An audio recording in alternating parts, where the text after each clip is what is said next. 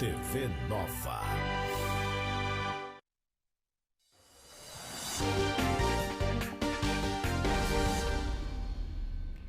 Olá, boa noite. Veja agora os destaques dessa sexta-feira, 11 de março de 2022. Passa a valer nesta sexta-feira um novo reajuste no preço dos combustíveis feito pela Petrobras. Espanhol foragido é preso por fraude próximo a Porto de Galinhas, em Ipojuca. Governo do estado anuncia mais uma etapa no plano de retomada e deve investir cerca de 5 bilhões de reais na ação. Conheça a Clínica Cures, que é uma referência no atendimento gratuito de pacientes em Vitória de Santo Antão. Japoneses relembram os 11 anos da tragédia causada por terremoto, tsunami e desastre nuclear. Esporte e náutico se enfrentam no fim de semana em mais uma rodada do Campeonato Pernambucano. E na entrevista do dia, vamos conversar sobre as cidades irmãs, Recife e Olinda, com o historiador Will Lopes. Essas e outras notícias a partir de agora no Jornal Fato Novo.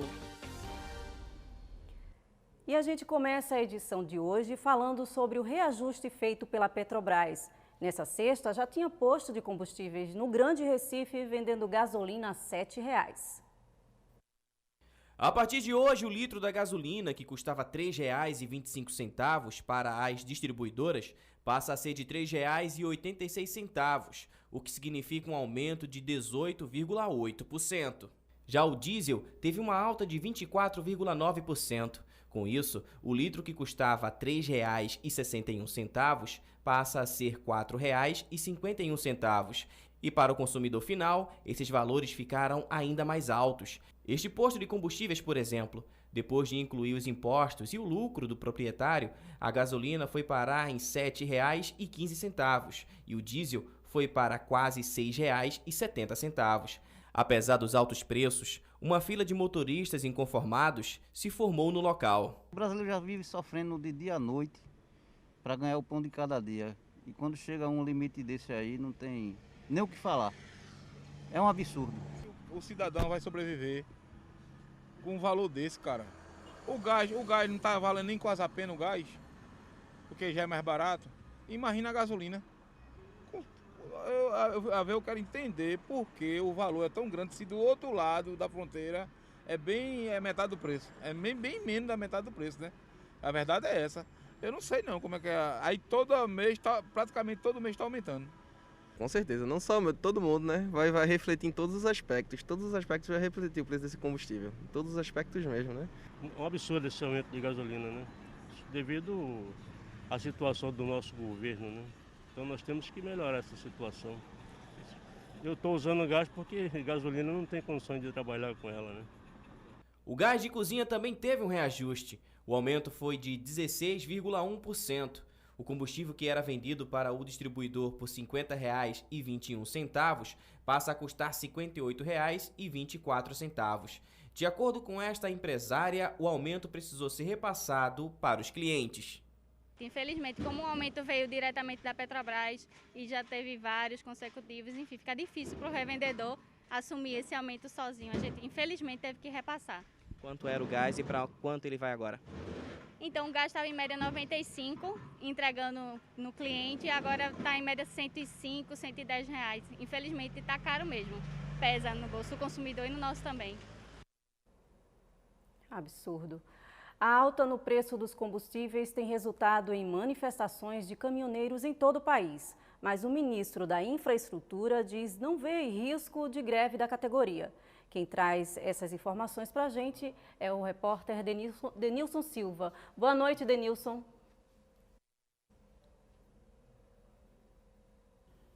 Olá, Charlene, muito boa noite para você e a todos que acompanham o Fato Novo. Durante todo o dia foram registradas manifestações de trabalhadores contra o mega aumento no preço do diesel anunciado pela Petrobras. O reajuste no combustível chegou a 25%, bem maior que o aumento da gasolina, que ficou em quase 19%. Empresas e entidades de caminhoneiros disseram em comunicado que o reajuste do diesel inviabiliza o frete e que as frotas ficarão paralisadas. A Confederação Nacional de Transportes Autônomos informou que as manifestações de hoje são técnicas, sem bloqueios nas estradas. O ministro da Infraestrutura, Tarcísio de Freitas, disse que recebeu os questionamentos, mas avalia que a categoria entenda o impacto na economia causado pela guerra entre Rússia e Ucrânia. Charlene. Obrigada, Denilson. O prazo para declarar o imposto de renda ano base 2021 já começou e cerca de 6% dos pernambucanos já enviaram a documentação à Receita Federal. As declarações do imposto de renda desse ano começaram a ser feitas na última segunda-feira, dia 7 de março. Mas até o momento, quase 66 mil pessoas, ou seja, apenas 6% dos pernambucanos, enviaram as suas declarações à Receita Federal. O prazo para enviar o documento vai até o dia 29 de abril. E a declaração é obrigatória para todos que têm rendimentos tributáveis acima dos R$ 28.559,70. Para as deduções com dependentes, estão limitadas a R$ 2.275 por dependente, desde que eles estejam inscritos no cadastro de pessoas físicas. Já as despesas com educação, o limite anual é de R$ 3.561,50. A expectativa é de que mais de 2.100.000 pessoas entreguem as declarações na 4ª região fiscal, que envolve o estado de Alagoas, Paraíba, Rio Grande do Norte e Pernambuco. Um homem foragido da Justiça espanhola por fraude foi preso nesta quinta-feira nas proximidades da praia de Porto de Galinhas, em Ipojuca. De acordo com a Polícia Federal, o estrangeiro de 42 anos era considerado foragido pelos crimes de fraude, que equivale ao crime de estelionato aqui no Brasil. Em 2019, ele teria se passado por um agente imobiliário intermediando uma suposta venda de um imóvel, recebendo pela transação 1.350 euros, equivalentes a R$ 7.500. Depois da transação, ele desapareceu com o dinheiro, enganando as vítimas. A prisão dele foi decretada e seu nome inserido na lista vermelha de procurados pela Organização Internacional de Polícia Criminal, a Interpol. O homem, que não teve o nome divulgado, foi preso em Nossa Senhora do Ó, no município de Ipojuca. Ele foi encaminhado para o Centro de Observação e Triagem, o COTEL, onde se encontra à disposição do Supremo Tribunal Federal até que sua extradição seja autorizada. Um caso inusitado aconteceu no bairro do Pina, zona norte do Recife, nesta sexta-feira. Após bater em um carro, uma motorista de um EcoSport desceu do veículo completamente nua, correndo e gritando pela rua. A mulher, que não foi identificada, perdeu o controle deste carro enquanto transitava pela rua São Luís, no bairro do Pina, na zona sul da capital. Ela primeiro derrubou a tenda desta casa. O senhor Gilson viu tudo. De 4 horas, todo dia. Aí como eu tinha o menino da banana, que eu emprestou umas mesas a ele, eu tinha aberto o portão para dar as mesas a ele, né? Quando eu vi, o carro veio atrás, eu digo, achei um assalto. Aí ela parou ali, derrubou os ferros todinho ali, a mulher me empurrou, eu entrei. Quando eu entrei, ela saiu arrastando com tudo. Arrastando. Aí eu quase bateu desse posto aqui, ó. Chegou aqui, desviou, bateu nos carros ali. Eu nasci de novo, porque ela vinha diretamente para mim, no portão ali. Aí eu nasci de novo. Uma câmera de segurança de um estabelecimento registrou o momento em que a mulher, em alta velocidade, bate em 2 carros. Depois ela sai do veículo, pega alguma coisa no chão e vai em direção da casa onde ela bateu. Após alguns segundos, a mulher volta andando normalmente. Segundo o senhor Roberto, se não fosse este Clio, ele teria sido uma vítima fatal. Não, a minha sorte foi por causa do carro que estava aí na frente, né? Onde está esse carro da CTTU aí, esse carro preto que está aí, estava aí. Tudo que ela bateu, arrastou ele, bateu no outro ali, derrubou minha barraca, quebrou ali a aspa, aí eu tive que tirar porque não podia ninguém passar. Ela achou pouco, desceu do carro, saiu quebrando o retrovisor daqui até o final da rua. Quebrando o retrovisor e derrubando moto. O senhor chegou a ouvir alguma coisa que ela falou, senhor? Não, ela só gritava, droga, droga, droga, droga, droga, só dizia isso. Droga, minha droga tá aí, minha droga tá aí. O pessoal olhou dentro do carro, não tinha nada. Eu acho que ela já tinha consumido alguma coisa aí, alguma coisa, disse que era, não sei se ela é médica ou se é enfermeira. Alguma droga ela teve comigo, porque a pessoa, no sangue da pessoa não tá daquele jeito não. Quebrou foi tudo pela frente. A batida no Clio foi tão forte que o carro bateu na caminhonete que estava na frente e foi parar no meio da rua. Um lanterneiro foi chamado para desamassar a lataria que estava impedindo das rodas de trás se moverem. Logo depois, a via foi liberada. Segundo o colega da mulher, que preferiu não se identificar, ela havia surtado durante a madrugada de hoje. Ele compartilhou com a nossa equipe um vídeo que mostra a casa da mulher toda quebrada. Raquel, tô aqui, velho. Quebrei o apartamento todinho. Resolveu nada. Mas a mais tá aqui, vai sobreviver. Meu joelho vai sobreviver. Meu joelho tá sobrevivendo, pronto. O vinho vai embora agora. A água vai embora agora. Ei, os médicos, quer alguma coisa? Quer não? Pronto, a favela do bode agora vai ter. Que é isso aqui? Eita, que dor. Ai, meu pezinho tá cortado. Adiantou alguma coisa? Não, relaxa, Anny, vai surfar, pô. De acordo com algumas testemunhas, depois do incidente, a mulher saiu do carro sem roupas e começou a correr pela rua desesperada. Algumas pessoas precisaram contê-la. Ela teve as mãos e os pés amarrados. Mas ainda assim, a mulher permaneceu gritando no local. A polícia militar foi acionada para ajudar e logo depois, a mulher foi socorrida pelo SAMU para uma unidade de saúde. O momento do socorro foi filmado pelos moradores.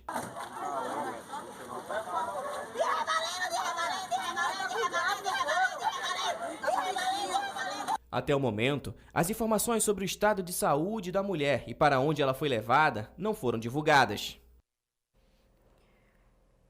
Um homem foi assaltado por criminosos enquanto caminhava logo cedo com uma gaiola de passarinho na comunidade Roda de Fogo, nos Torrões. No vídeo feito por uma câmera de monitoramento de uma residência, aparecem os dois criminosos em uma moto modelo XRE. O garupa desce e, com a arma em punho, anuncia o assalto e passa a revistar a vítima, que estava com a gaiola na mão.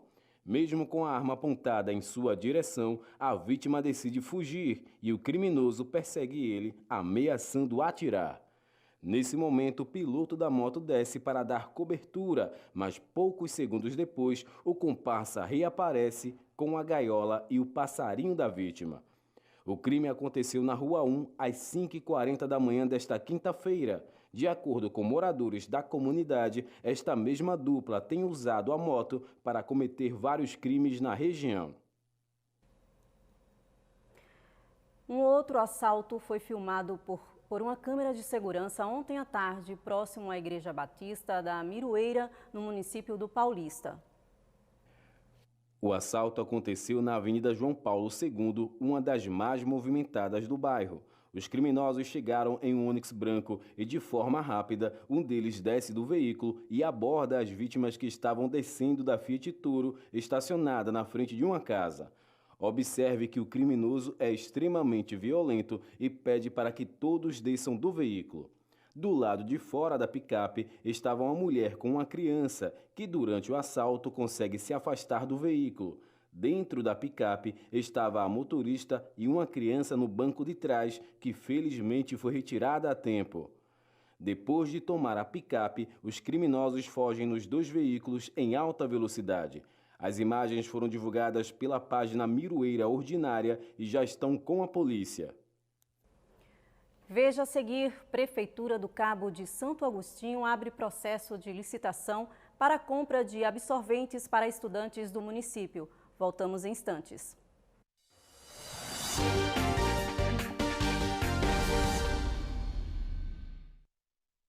O povo de Pernambuco tem horário e local marcado para se informar. É aqui na TV Nova, de segunda a sexta-feira, ao meio-dia. As notícias mais importantes de todas as regiões do estado, com a seriedade e a leveza que você já está acostumado. Então anote aí, de segunda a sexta-feira, ao meio-dia, aqui na TV Nova tem o Nova Geral. TV Nova é Pernambuco no ar.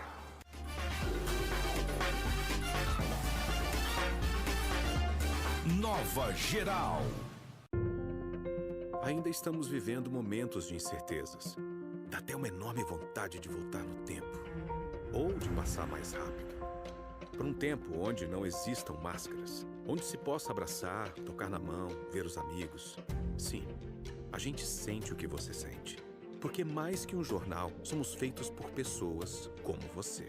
E a nossa missão sempre foi essa: fornecer informação que você possa confiar. Seja no jornal impresso ou em qualquer outro formato. Por isso, a Folha de Pernambuco está presente em vários canais. Tem um portal de notícias moderno, dinâmico, fácil de navegar, trazendo diversos conteúdos, além de serviços que vão facilitar sua vida.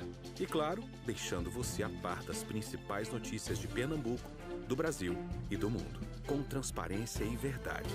Afinal, não há mais espaço para incertezas. Folha de Pernambuco. Se é fato, é Folha. Miguel Coelho, de perfil liderança do União Brasil em Pernambuco e prefeito de Petrolina, em 88% de aprovação.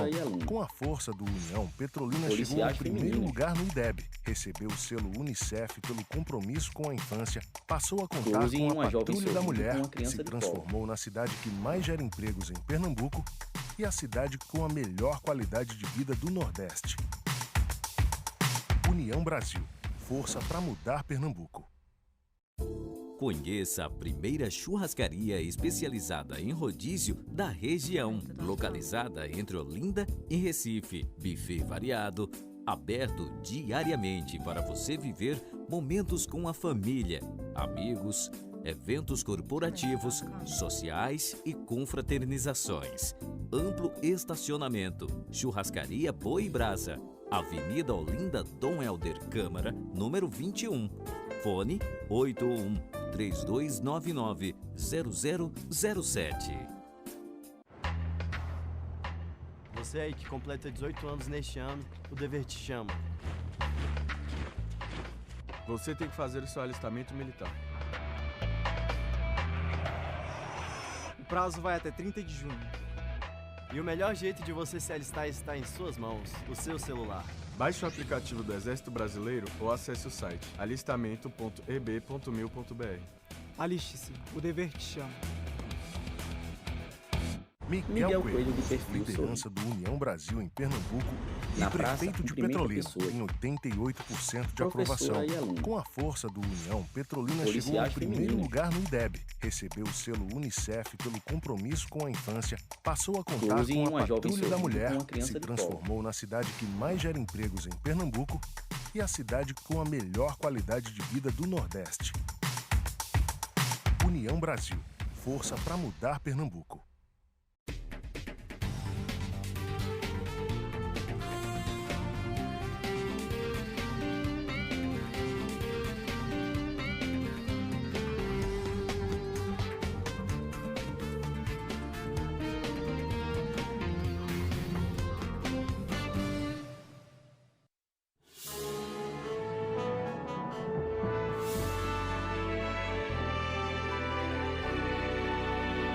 TV Nova.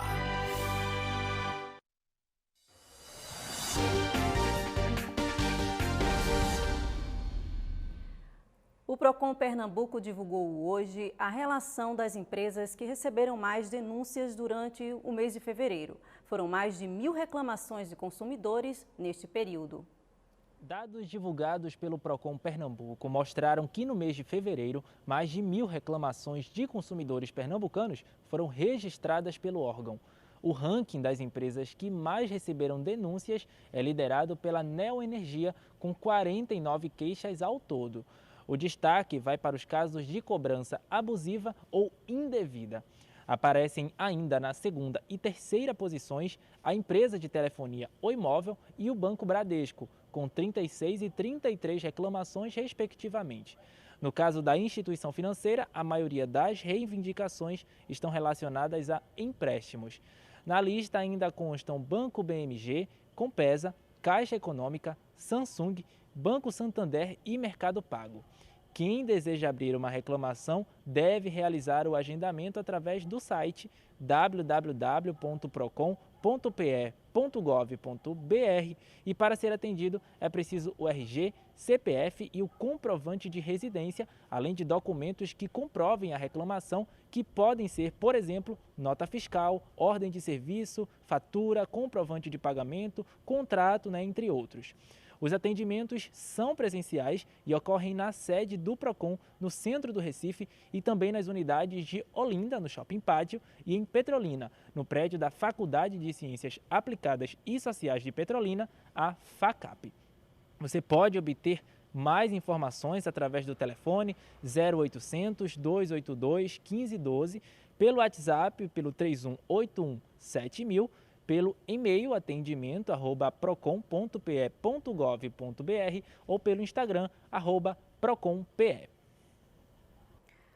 Nessa sexta-feira, o governo do estado anunciou mais uma etapa do plano de retomada com investimento de cerca de 5 bilhões de reais.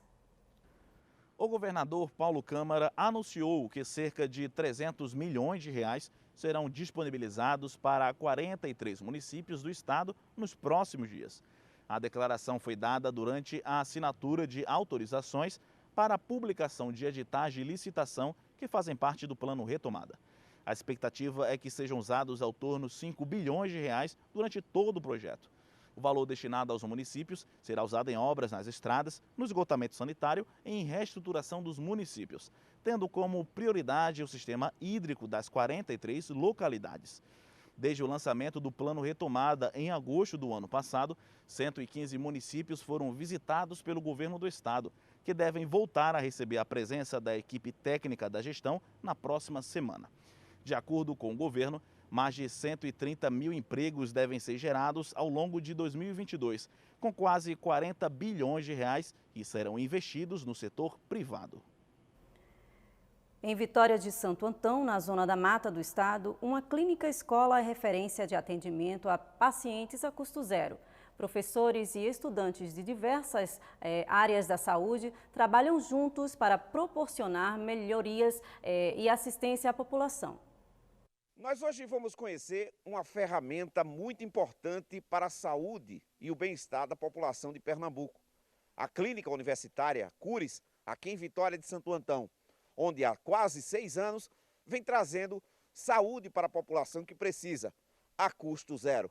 Vem comigo, vamos conhecer a Cures. Criada há quase 6 anos, a Cures, Clínica Universitária Reabilitação, Educação e Saúde, é hoje uma das principais referências da área, com uma infraestrutura de causar inveja a muitas universidades do país. Com equipe de professores e técnicos em várias áreas como fisioterapia, psicologia, odontologia, nutricionistas, assistente social e também advogados, além de outras especializações, a Cures é uma realidade em Pernambuco. Precisando de ajuda, a senhora Severina encontrou o apoio necessário da equipe da Cures e deixou claro a excelência do atendimento a custo zero. Aqui faz mais de 4 anos que eu sou atendida aqui, sou bem tratada, recepcionada muito bem.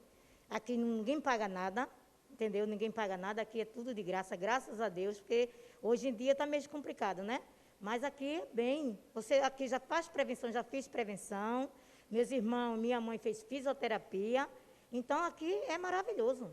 Sempre muito bem atendida. Sempre muito bem atendida, por todos. Com uma infraestrutura pensada em detalhes, em salas e corredores e equipamento à disposição dos alunos e do público que procura ajuda da equipe da Cures. Como contou a fisioterapeuta Adela Cauane, que conversou com a nossa equipe. É uma experiência muito gratificante, onde os pacientes vêm, ele recebe todo um acompanhamento dos alunos da Unifacol, onde eles estão sempre se aperfeiçoando e se dedicando para o tratamento dessas pessoas.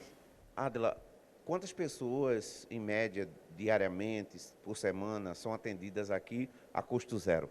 Em média, por dia, são atendidos de 10 a 15 pessoas. A senhora Maria das Dores conversou com a nossa equipe enquanto tratava de um problema no joelho e deixou claro a importância da Cures na vida dela e na vida de muita gente que precisa. Eu não pago nada aqui. Aqui é tudo grátis, né?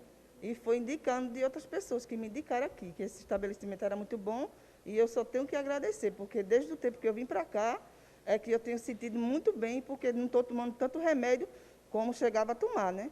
Então aqui eu só tenho que agradecer por esse estabelecimento e peço também que tenha mais estabelecimento, que tenha mais desse, porque os jovens aqui, eles são estudantes, mas são tudo profissional e é um lugar muito bom. Como é o tratamento dessa equipe da Cures?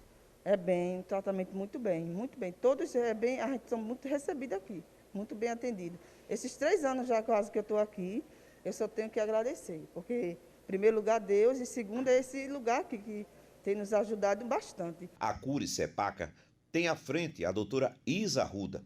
Ela contou da importância de uma ferramenta tão essencial para a educação e também para a saúde de todo um povo que busca apoio no dia a dia há quase 6 anos e a custo zero. Bom, falar da Cures é uma satisfação para mim, porque é um aparelho social, é um aparelho de saúde, onde a gente consegue, na realidade, estender tanto a saúde quanto a educação. A gente consegue fazer um trabalho transversal.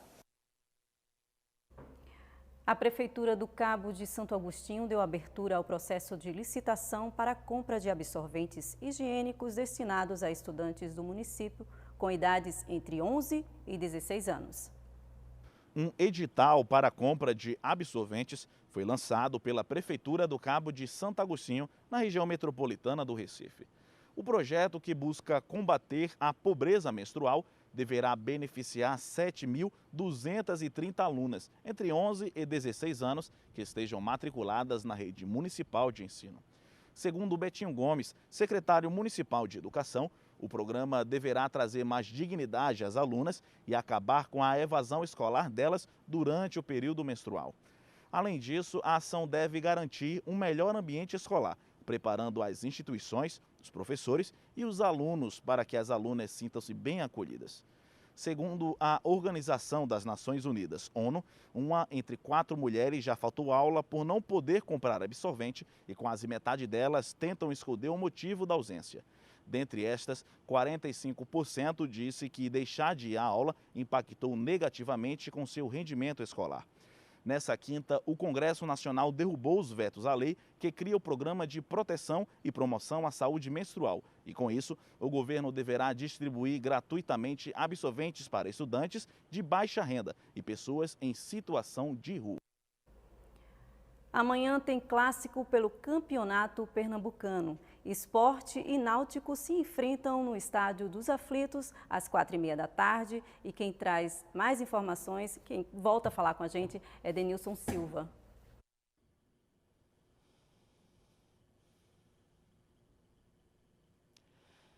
Pois é, Charlene, esse será o segundo clássico entre os times este ano. No primeiro, o Sport venceu de virada com um show de atuação de Mikael. Mas agora a situação é diferente. O atacante foi vendido e o Sport ainda não conseguiu um substituto à altura. O Leão continua sem técnico, que deve ser anunciado no início da próxima semana. Por enquanto, quem está à frente do time é o interino César Lucena, que falou sobre a motivação do elenco para o clássico de amanhã. Vamos acompanhar o que ele falou. Os atletas estão confiantes, os atletas estão querendo mudar a história deles aqui e eles têm feito isso com muita alegria, com muita motivação. Jogar um clássico, todos gostam de jogar um clássico, é um jogo importante, um jogo para ficar marcado na história do clube, então a motivação já é falar, é um clássico e toda vez que é um clássico você se sente motivado para fazer um grande jogo.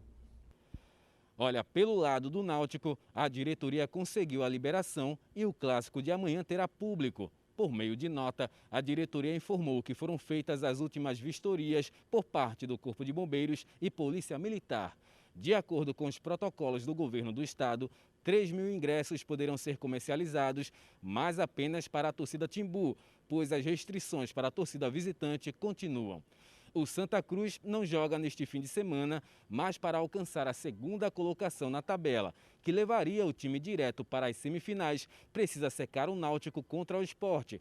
Algo difícil de acontecer, levando em consideração o fato de Sport e Santa Cruz serem responsáveis por uma das maiores rivalidades do país. Para o goleiro Coral, a folga na tabela é importante para o time se conhecer melhor.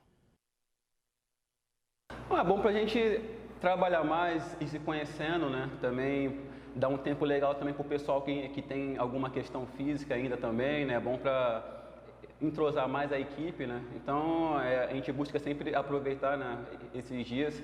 Então temos que trabalhar forte, né? Aproveitar esses dias que nós temos para preparar ainda mais, né? Encaixar mais ali a equipe. É importante, né? Mas assim, cada jogo para a gente é uma final, né? Então temos que nos concentrar, nos preparar, buscar sempre essa evolução. O Santa só volta a campo na próxima quarta-feira contra o Náutico, às 9h30 da noite, no Arruda. A seguir, na entrevista do dia, vamos conversar com o historiador Will Lopes. A gente volta já.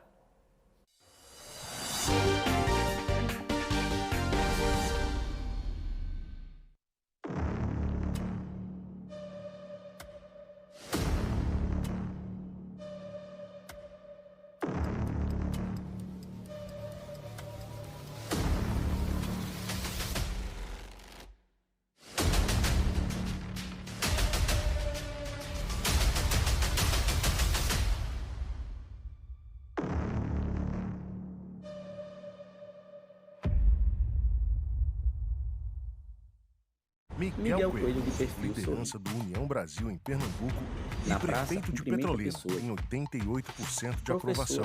Com a força do União, Petrolina chegou ao primeiro lugar no IDEB, recebeu o selo Unicef pelo compromisso com a infância, passou a contar com a Patrulha da Mulher, se transformou na cidade que mais gera empregos em Pernambuco e a cidade com a melhor qualidade de vida do Nordeste. União Brasil, força para mudar Pernambuco. O Grau tem cursos técnicos e profissionalizantes. O Grau Técnico oferece mais de 30 cursos: enfermagem, administração, informática, edificações, radiologia, eletrotécnica e muito mais. O Grau Profissionalizante tem mais de 40 cursos: refrigeração, confeitaria, cabeleireiro, massoterapia, cuidador de idosos, bombeiro civil, e o aluno ainda conta com o apoio da Agência de Emprego. Curso técnico ou profissionalizante, faça no Grau. O Brasil é um país continental. São 8.510.000 quilômetros quadrados de área. Quase 8.000 quilômetros só de litoral. 26 estados e o Distrito Federal. 5.570 municípios com mais de 213 milhões de habitantes. E só 1.563.000 quilômetros de estradas. Por isso, a urna eletrônica, simples, segura e rápida, é a estrada da democracia num país de 8.510.000 quilômetros quadrados e só 1.563.000 quilômetros de estradas. A urna eletrônica é o caminho e a democracia é a estrada. Comece o seu dia vivendo bem, com muita informação, muitas dicas sobre saúde, bem-estar, qualidade de vida, empreendedorismo, de tudo um pouquinho, tá certo? De segunda a sexta, a partir das 8 horas da manhã. TV Nova é Pernambuco no ar.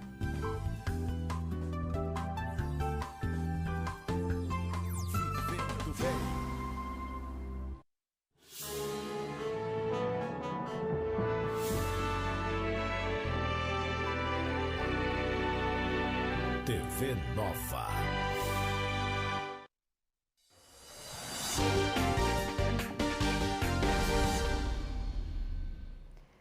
Amanhã, Recife e Olinda completam aniversário. As duas cidades irmãs carregam em sua existência muita história para contar. Pode subir.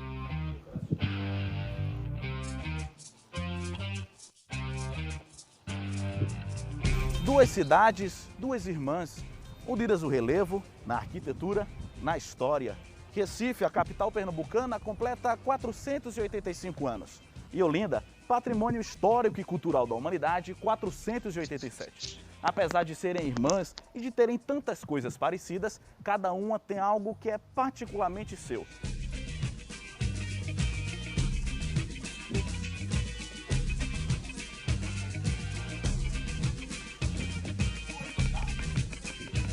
Assim, em Olinda, a gente tem uma boa administração, tem um bom carnaval, né? A nossa cultura ser mais valorizada, olindense. E a gente está em paz aqui nessa cidade maravilhosa.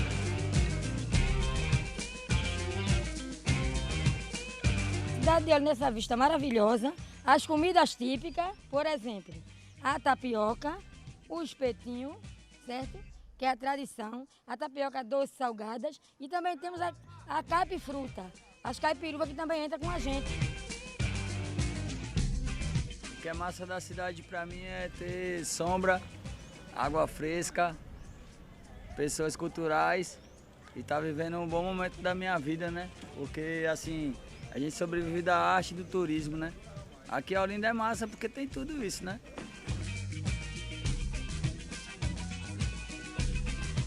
Recife é massa! Para mim, estar aqui é massa, gente. Eu tô muito feliz de estar aqui, primeira vez. E eu tô vendo esse povo alegre, gentil, bem educado. Eu amei. Que é massa ser filha de pernambucana e poder sentir a emoção de estar aqui mais uma vez nesse estado maravilhoso. Recife é a cordialidade, é a gentileza, a limpeza da cidade, a gastronomia. Tudo aqui é massa, eu amei, tô amando.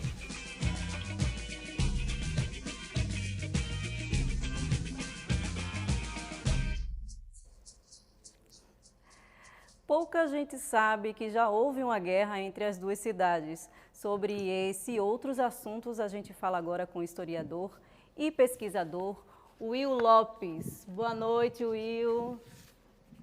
Boa noite, Além. Boa noite a todos que estão acompanhando o jornal Fato Novo pela TV Nova Nordeste. Prazer estar aqui com vocês. Obrigado pelo convite a você, o Denilson, toda a produção da TV. Obrigada por sua disponibilidade, amigo. O Will começa explicando para o povo de casa o que foi a Guerra dos Mascates e por que ela ganhou esse nome. Bem, Guerra dos Mascates aconteceu entre Recife e Olinda entre os anos de 1710 e 1711. Aconteceu por motivos políticos e econômicos. O que é que acontece? Naquele período, a gente tem que entender que Pernambuco ele não era um estado, era uma província, tá? Mas a gente entende naquela época as coisas eram muito diferentes de hoje. A capital de Pernambuco, por exemplo, não era Recife, mas sim Olinda. Então, Olinda tinha um poder político, um poder econômico muito forte naquela época. E o Recife era uma espécie de periferia de Olinda. Era como se fosse um bairro da cidade de Olinda, né, para simplificar para os dias atuais. Então, naquele período, Olinda era o lugar em que viviam os senhores de engenhos mais poderosos da região. Entretanto, esses senhores, apesar de ter um grande poder político, eles não tinham o mesmo poder econômico que os comerciantes portugueses que viviam no Recife tinham naquela época. Para você ter uma ideia, os senhores de engenho de Olinda, com o seu grande poder político, pediam dinheiro emprestado aos comerciantes portugueses que viviam no Recife. E por isso chamavam eles de mascates, né? Mascate era utilizado como um termo pejorativo. Ele estava querendo dizer que os comerciantes que viviam no Recife naquela época eram vendedores de bugiganga, eram vendedores ambulantes, de porta em porta. Mas, na verdade, os portugueses que viviam no Recife eram muito bem-sucedidos, né? Eles tinham uma alavanca comercial muito grande. E, por isso, eles chegavam no nível de poder emprestar aos senhores de engenho de Olinda e passavam isso, jogavam isso na cara deles. Por isso, começou esse conflito, ao ponto de que os comerciantes que viviam no Recife pediram ao rei de Portugal, Dom João V, que emancipasse o Recife. Olha, nós já somos economicamente independentes, somos muito fortes, nós damos muito lucro para a coroa portuguesa e por isso precisamos, merecemos ser independentes da vila de Olinda, né? E isso foi o grande estopim para a Guerra dos Mascates, entre Recife e Olinda. Certo. E de que forma esse conflito alterou o futuro dessas duas cidades, Will? Bem, a gente tem que entender que hoje Recife é uma grande capital não só de Pernambuco, mas um centro de todo o Nordeste, né? Recife é uma das capitais mais importantes do país. Entre todas as capitais, a cidade mais antiga é o Recife. É uma cidade portuária, né, o que facilita muito a questão do comércio através de navios e embarcações que chegam e que saem daqui do Recife. E isso tudo começa a acontecer, né, em dois períodos. O primeiro é durante o Brasil holandês. Os holandeses invadem o Nordeste brasileiro no início do século XVII, em 1630. Né, eles destroem a vila de Olinda. Os holandeses tinham uma visão de cidade muito diferente dos portugueses. Os portugueses gostavam de ter uma cidade alta, né, de cima para baixo. Já os holandeses não, eles pensavam diferente. Uma cidade portuária mais plana seria mais interessante. Então, Olinda é incendiada, é queimada, é destruída e a sede do governo holandês vai para Recife.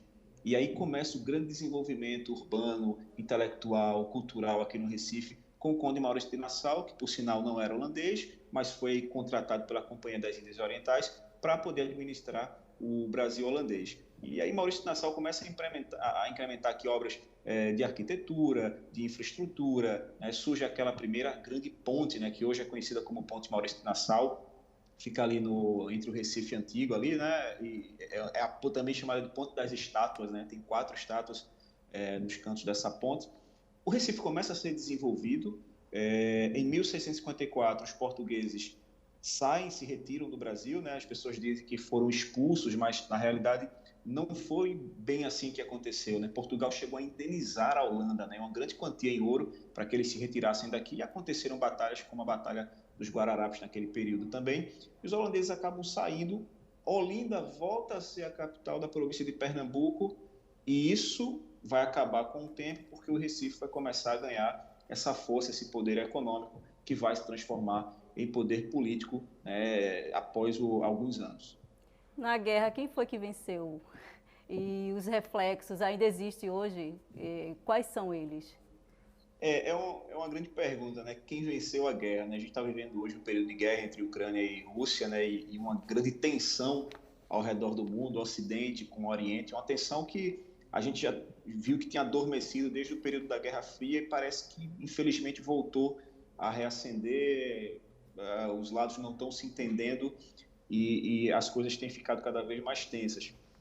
Aqui, entre Recife e Olinda, existem reflexos até hoje, como os reflexos econômicos, já citei o reflexo político. Quem venceu a guerra nesse período foram os mascates. Como é que aconteceu isso, né? Olinda ficou revoltado, os seus indígenas ficaram revoltados com a emancipação do Recife, porque a coroa portuguesa autorizou. E aí o Recife acabou se tornando independente, né? Foi instalado um pelourinho, uma câmara, e aí os senhores de engenho de Olinda se uniram, né? Juntaram forças, arranjaram homens e juntos desceram para Recife, cercaram a cidade, destruíram o pelourinho, destruíram o prédio. O governador da província de Pernambuco, naquele período, sofreu um atentado, acabou indo embora, né, vendo que sua vida estava em risco, sua família estava em risco. Ele foi embora para a Bahia, fugiu, e o Recife ficou sitiado por vários meses. Em contrapartida, veio em seguida a reação dos recifenses, que atacaram Olinda também, né, destruíram prédios, queimaram engenhos, plantações. A situação começou a ficar fora de controle e o rei de Portugal, Dom João V, acabou enviando para Pernambuco um novo governador para tomar as rédeas da situação. Ele estava vendo a hora perder a colônia, perder parte da colônia diante daquela situação tensa, aquela guerra que estava acontecendo aqui. Esse novo governador foi apoiado pelos comerciantes que viviam no Recife, né, que inclusive eram portugueses, e foi rejeitado pelos olindenses. E, no fim das contas, ele começa a prender líderes do lado de Olinda, o que enfraquece, né, as forças dos olindenses e o que faz com que os recifenses voltem a tomar fôlego. Né? Até que, num determinado momento, em 1711, o Recife é realmente estabelecido, né, como vila, e depois torna-se a sede da província de Pernambuco. Então, Recife, a partir de então, ganha uma importância incrível, né, e vai se desenvolvendo ao longo dos anos até se tornar a grande capital que é hoje e uma das cidades mais importantes do Nordeste de todo o Brasil. Sem que Olinda deixe de ser também uma grande cidade, né? Mas a questão política e econômica, o Recife começa a se desenvolver nesse período e torna-se, né, o gigante que é hoje. Certo. Olinda foi palco do primeiro grito da independência da nação, com o sargento Bernardo Vieira de Melo, em 1710. Professor, conta um pouco para a gente dessa história. Bernardo Vieira de Melo, na realidade, ele já tinha participado de outros episódios muito marcantes na história do Brasil. Por exemplo, a queda do Quilombo dos Palmares e a morte do Zumbi, né, um dos mais conhecidos homens que lutaram contra a escravidão, um dos mais conhecidos escravos da história do Brasil. O Bernardo Vieira de Melo estava envolvido, tanto na morte do Zumbi quanto na queda do Quilombo dos Palmares. Né? Já chegou a reprimir guerras indígenas e foi um homem que esteve atuante, né, nas questões políticas e militares daquele período do Brasil colônia.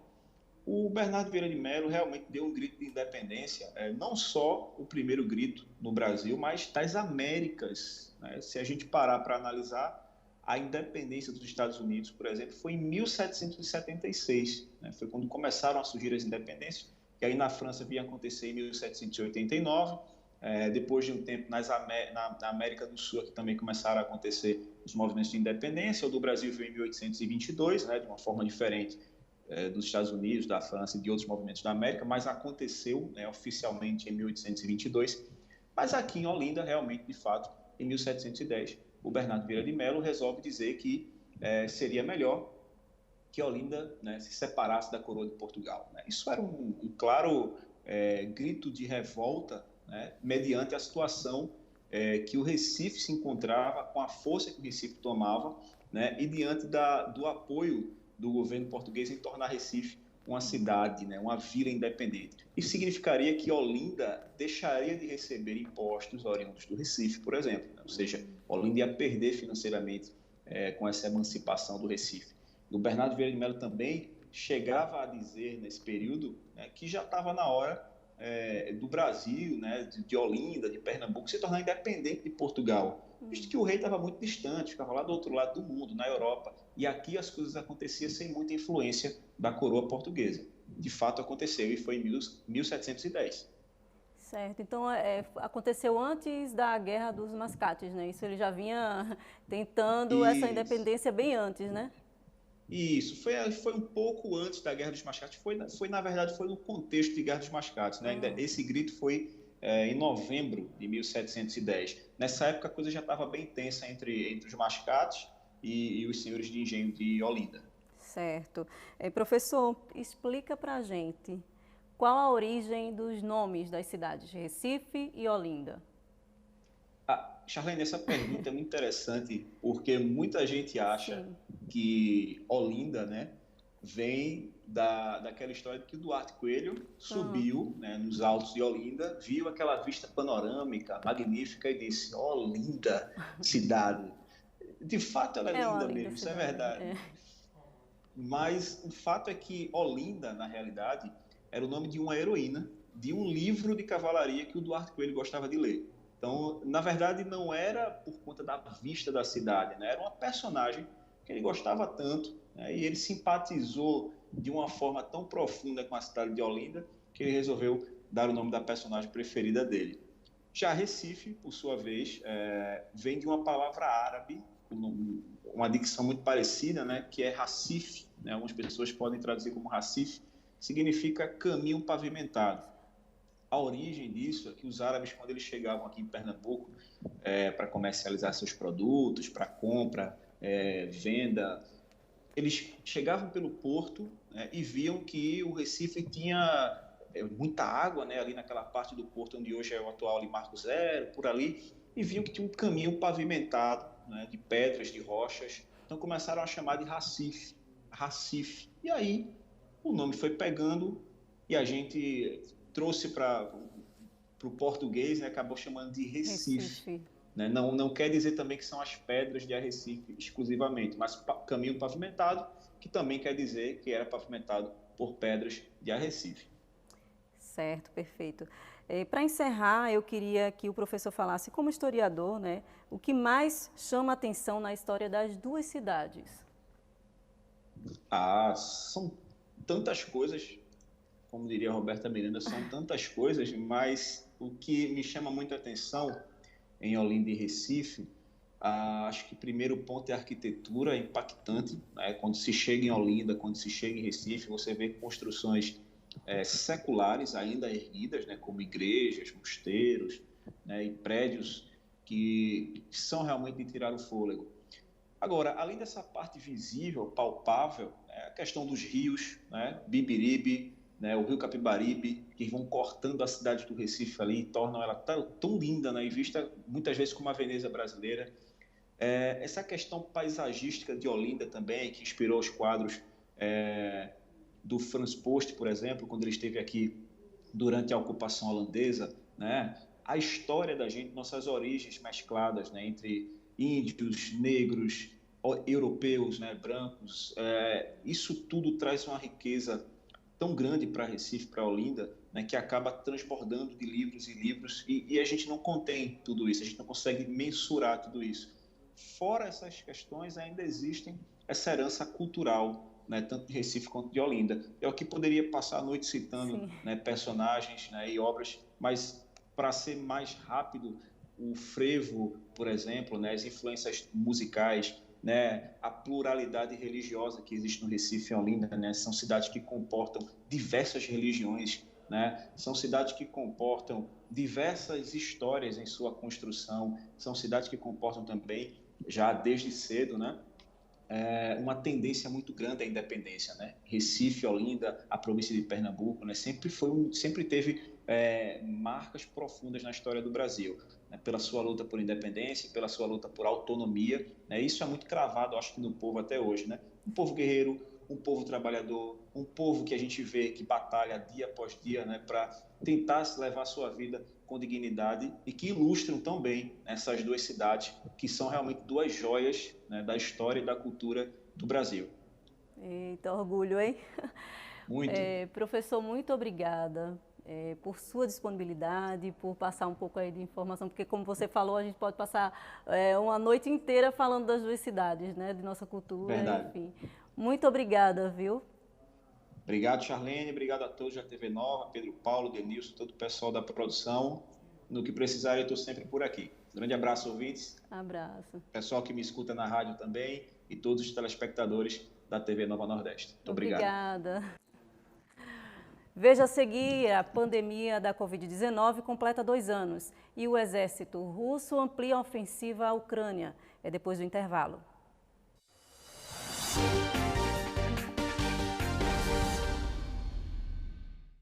Olá, que bom te ver aqui na TV Nova. Olha só, eu tô passando para dizer que o nosso programa é de segunda a sexta, 2 horas da tarde, sempre com um bate-papo descontraído, com muita música, muita informação, para que você do outro lado respire e curta demais, tá certo? Não esquece, de segunda a sexta, 2 horas da tarde, TV Nova é Pernambuco no ar.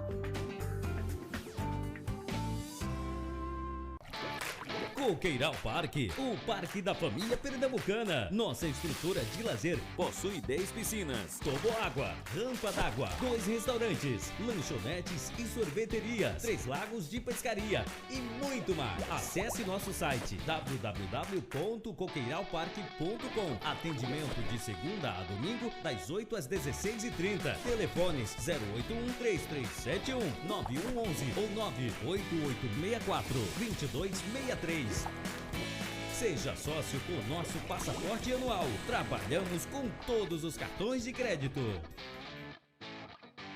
Miguel Coelho, de perfil liderança do União Brasil em Pernambuco e prefeito de Petrolina, em 88% de aprovação.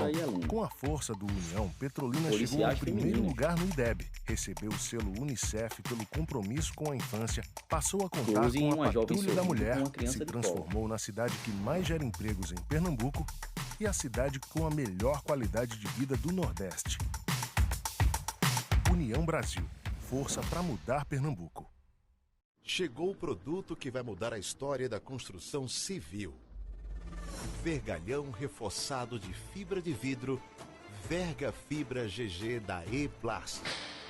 Tecnologia internacional com produção nacional. 4 vezes mais resistente que o aço. Não oxida. Maior durabilidade que o aço. 8 vezes mais leve que o aço. Entregamos nas medidas solicitadas. Fácil de transportar e armazenar. Menor desperdício fornecido em bobinas de 50, 100 e 200 metros linear. Mais barato.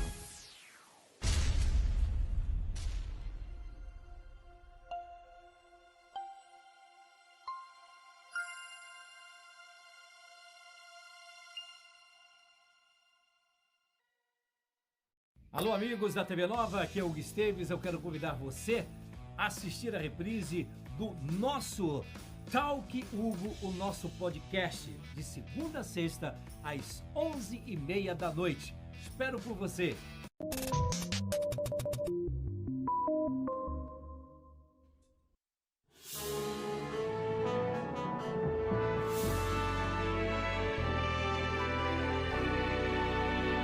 TV Nova.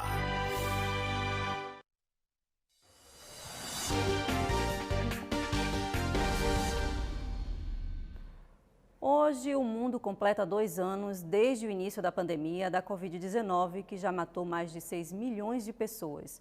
E no Japão, o dia é de relembrar os 11 anos do terremoto e tsunami que devastou o país. Confira essas e outras notícias no nosso Giro de Fatos. Nesta sexta-feira, completa 2 anos desde que a Organização Mundial da Saúde decretou o estado de pandemia da Covid-19. A doença começou a dar sinais do perigo quase na virada do ano de 2019 para 2020, no dia 31 de dezembro. Em agosto de 2020, o Brasil atingiu a marca de 100 mil pessoas mortas pela doença. Em janeiro de 2021, o início da vacinação trouxe a esperança de um futuro melhor. Mas o alcance da imunização para a população aconteceu de forma lenta. Meses antes, em outubro de 2020, foi detectada uma mutação do vírus. A nova cepa ficou conhecida como variante Delta, identificada pela primeira vez na Índia. Em novembro de 2021, uma nova variante do coronavírus entrou em circulação, identificada inicialmente na África do Sul, ficando conhecida como Omicron. No dia 9 de março deste ano, a OMS confirmou que uma nova variante está se espalhando. Desta vez, o vírus combina as versões Omicron e Delta e foi chamado inicialmente de Delta Cron. Hoje, o Brasil registra 654 mil mortes provocadas pela doença. No mundo, já são mais de 6 milhões de vítimas.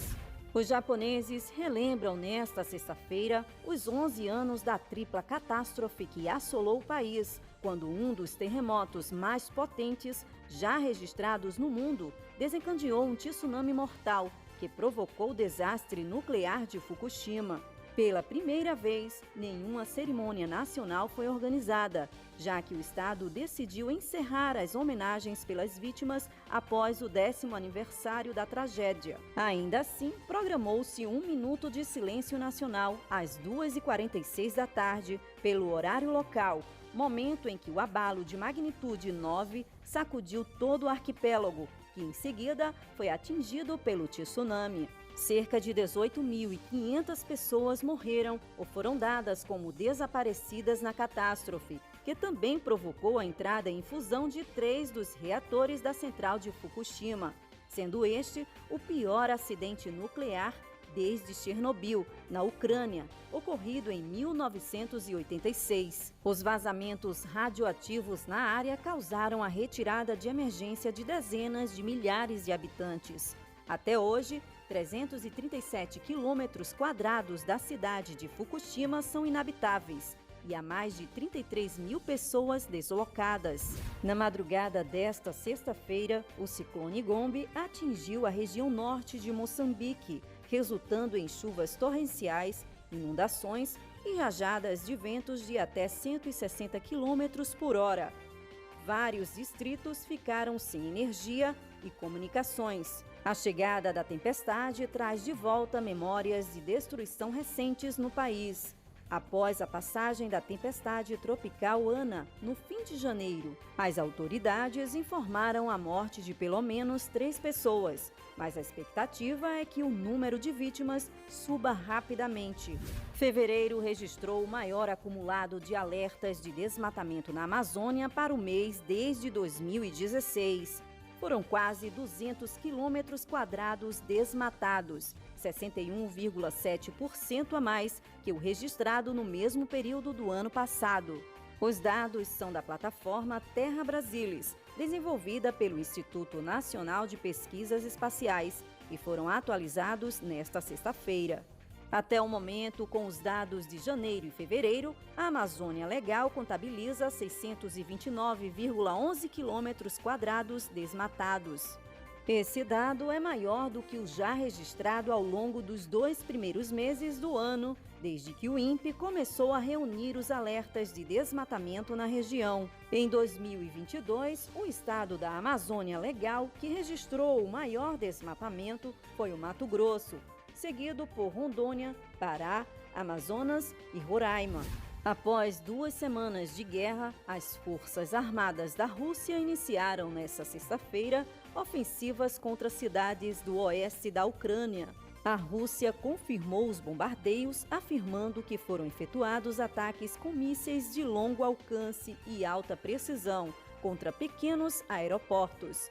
Na cidade de Lutsk, a prefeitura pediu aos cidadãos que procurassem abrigos antibombas e contabilizou a morte de pelo menos 2 soldados. As operações desta sexta-feira iniciam o avanço da Rússia para a parte ocidental da Ucrânia, após 2 semanas de combates concentrados no leste, na costa do Mar Negro, no Mar de Azov e em Kharkiv, a segunda cidade mais populosa do país, e nos arredores da capital, Kiev. Em outra frente, a Rússia atacou a cidade de Dnipro, no centro do país, que ainda não tinha sido bombardeada. Segundo fontes locais, 3 explosões atingiram uma fábrica de calçados, uma creche e um condomínio. De acordo com a ONU, a guerra na Ucrânia gerou até o momento mais de 2.500.000 refugiados.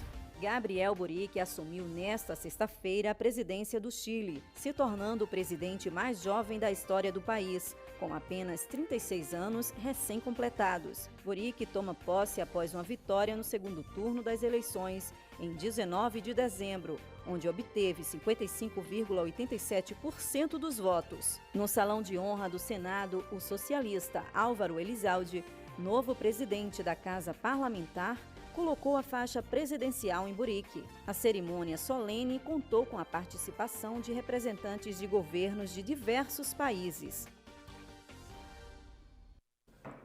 Para encerrar a semana, nosso correspondente em Brasília vai trazer uma história de superação que vai chamar a sua atenção. Olá, Napoleão, boa noite. Cumprimentar a você e ao nosso telespectador, muito boa noite. Voltando de Brasília, nesta sexta-feira.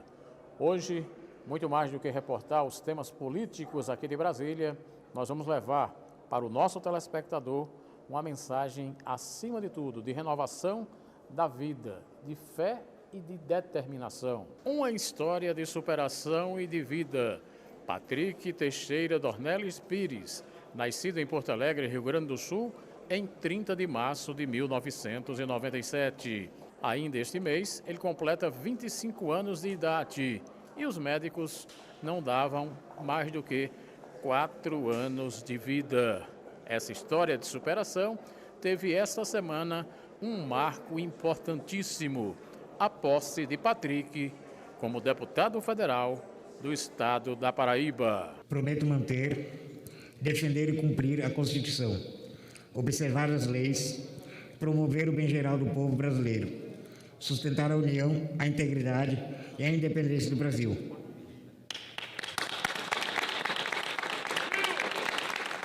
Patrick Dornelles, que completará no próximo dia 30, 25 anos de idade, toma posse na Câmara Federal como o primeiro parlamentar, portador de doença rara, a tomar posse no Congresso Nacional. Eu fui conversar com ele de forma exclusiva para o Fato Novo e indaguei inicialmente sobre que tipo de doença rara ele está submetido. Pois bem, Napoleão, nasci com mucopolissacaridose. É uma doença rara, genética, multissistêmica, que afeta vários órgãos e sem o tratamento adequado tem baixa expectativa de vida. Meu diagnóstico foi com 1 ano e 8 meses.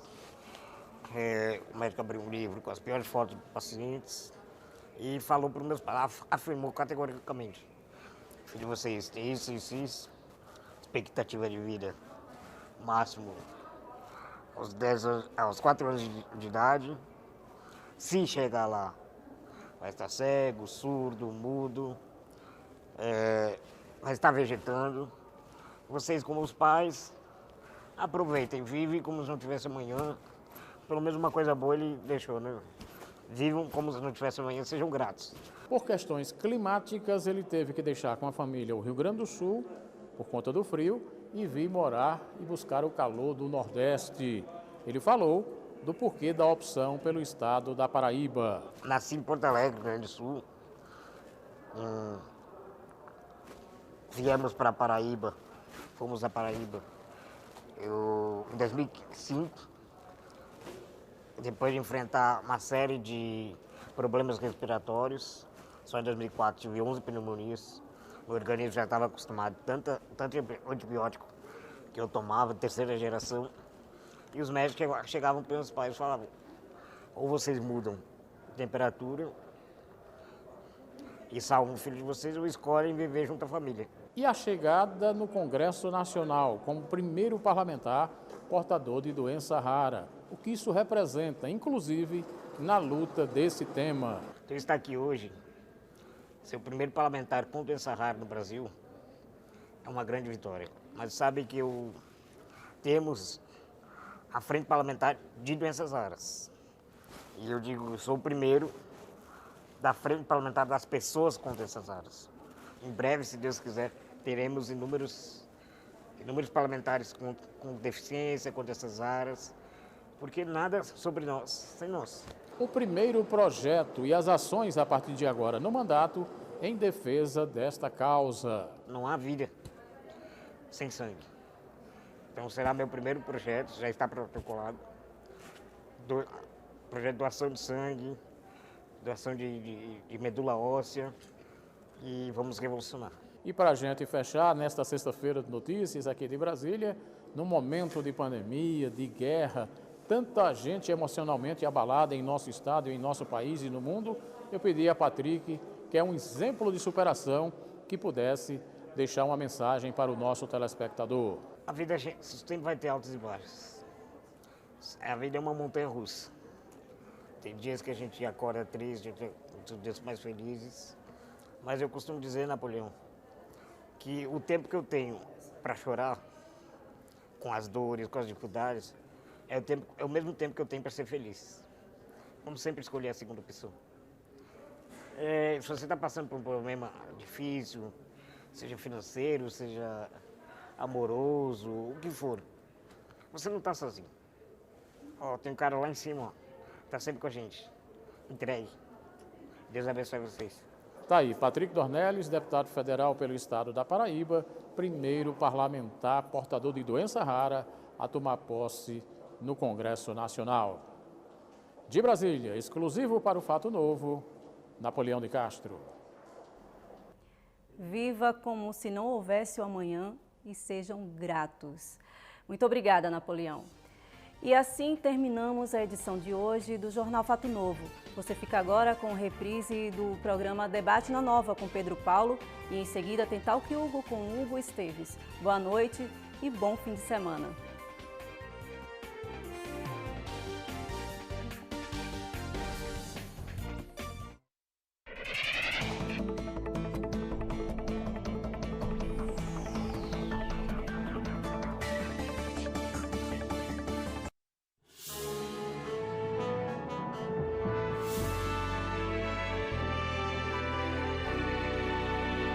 TV Nova.